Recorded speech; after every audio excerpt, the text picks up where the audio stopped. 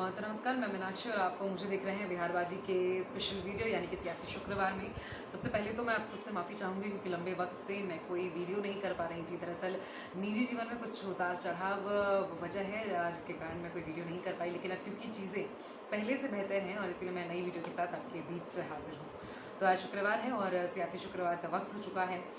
सबसे पहले हम जानेंगे कि बिहार में क्या कुछ इस वक्त चल रहा है, बिहार की सियासत में क्या कुछ नया इस वक्त चल रहा है। लेकिन इससे पहले मैं आपको ये बता दूं कि आज ही चुनाव आयोग ने बिहार में आने वाले विधानसभा चुनाव को लेकर एक नई गाइडलाइन जारी कर दी गई है, जिसमें ये तमाम बातें कही गई हैं कि किस तरह कोरोना के बीच चुनाव कराया जाएगा, क्या कुछ एहतियात इस दौरान बरतना होगा, तमाम बातें इसमें कही गई हैं। इसके बारे में आपको मैं बारीकी से वीडियो के अंत में बताऊंगी, लेकिन सबसे पहले बिहार की सबसे बड़ी सियासी खबर पर नजर डालेंगे। तो कौन सी वो खबर है जो बिहार में इस वक्त सुर्खियां बटोर रही है?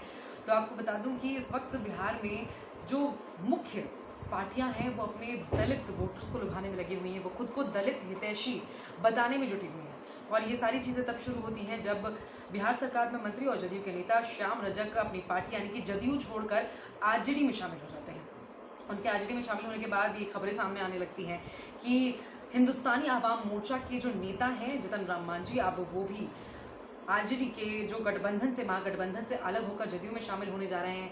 जैसे ही खबरें सामने आने लगती हैं, ये कयास लगाए जाने लगते हैं और ये बातें होने लगती हैं कि इसके बाद आरजेडी को बड़ा नुकसान हो जाएगा, क्योंकि जीतन राम मांझी बिहार में एक बड़े दलित नेता के रूप में जाने जाते हैं। और इसके बाद ये माना जाने लगता है कि अगर जीतन राम मांझी आरजेडी से अलग होते हैं तो दलितों के वोट के लिहाज से आरजेडी को आने वाले चुनाव में बड़ा नुकसान देखना पड़ सकता है। ऐसे में आरजेडी भी पलटवार करती है और जवाब के तौर पर ये दिखाने के लिए कि वो कितनी मजबूत अभी भी बनी हुई है बिहार में, वो दिखाने के लिए क्या करती है कि अपने कई नेताओं को एक प्रेस वार्ता में भेजती है और प्रेस वार्ता के जरिए दलित पर जो अत्याचार बिहार में किए जा रहे हैं, ऐसे तमाम आरोप नीतीश सरकार पर लगा देती है। इस प्रेस वार्ता में और क्या कुछ कहा जाता है मैं ये आपको बता देती हूँ।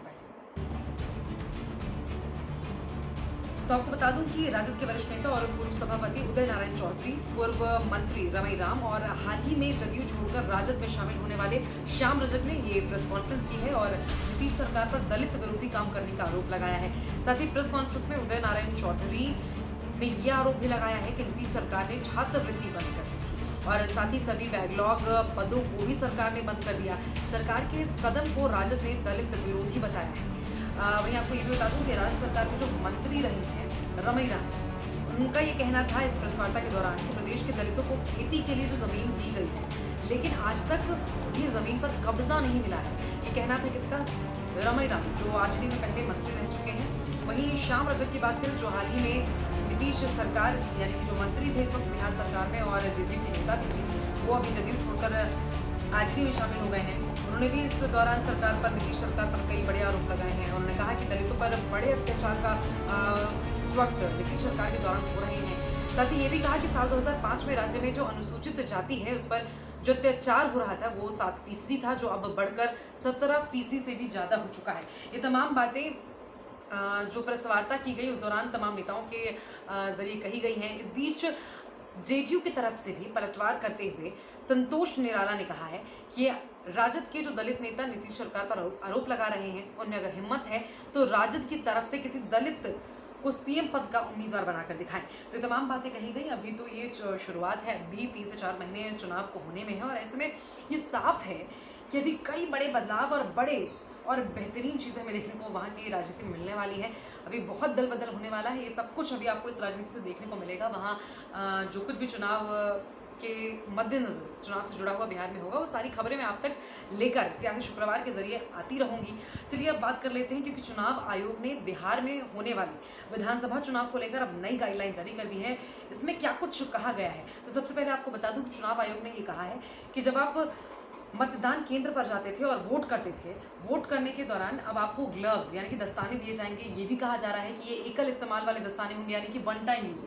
इस्तेमाल करने के बाद आपको ये दस्ताने फेंक देने होंगे। साथ ही साथ ये भी कहा जा रहा है कि हर मतदान केंद्र पर जब आप मतदान केंद्र में एंटर होंगे तो वहाँ आपका थर्मल स्क्रीनिंग किया जाएगा, आपकी बॉडी का टेम्परेचर वहाँ पे नापा जाएगा।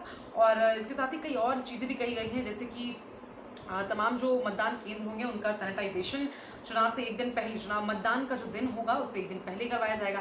साथ ही साथ ये भी कहा गया है कि जो कोरोना से जो ग्रसित लोग हैं, जो कोरोना के मरीज इस वक्त अलग अलग अस्पतालों में भर्ती हैं, क्वारंटीन हैं, उनके लिए भी सरकार की तरफ से कहा गया है कि उनको भी मतदान करने दिया जाएगा, लेकिन जो मतदान का समय है उसके आखिरी घंटों में उनको मतदान करने का मौका मिलेगा। तो ये तमाम बातें इस वक्त चुनाव आयोग की तरफ से, निर्वाचन आयोग की तरफ से आज अपनी नई गाइडलाइन के जरिए कही गई हैं।